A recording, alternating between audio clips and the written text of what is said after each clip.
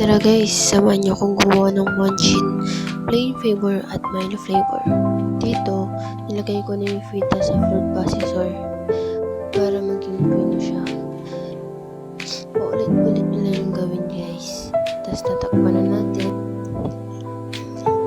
Dito, pinrest ko lang siya para umikot at magulig yung nasa loob.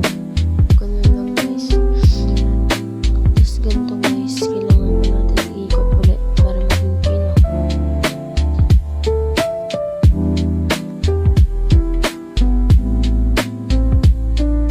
Nung matapos ko naman i-food processor, hinati ko na siya para sa ating Milo flavor at sa plain.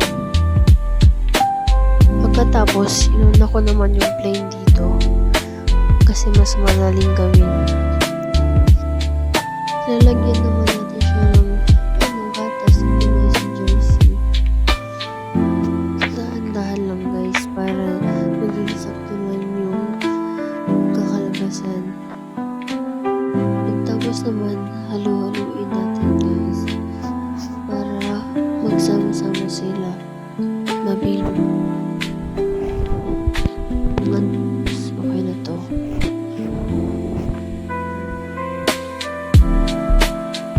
Milo at saka gatas.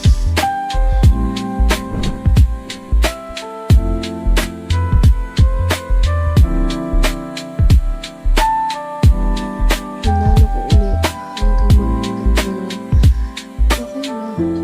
Bibilo na natin siya guys. Ito yung flavor natin. Plain at saka Milo. Tara guys. Ito kung wala ko ng plastic. Kasi wala kami kung balot dito. Tapos yun, ikot-ikot ko lang. Yun, napaulit-ulit yung sabi ko. Ito na ang ating finished product guys. Suko na natin siya ngayon dun sa mga tirang feta para hindi siya magdikit-dikit.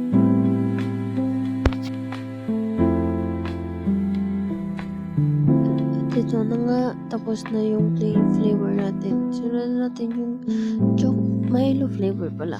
Sorry guys. Ngayon, ganun lang. Inulit ko lang yung process. At ito na guys, tapos na po lahat. Ngayon naman, i-repack na natin siya.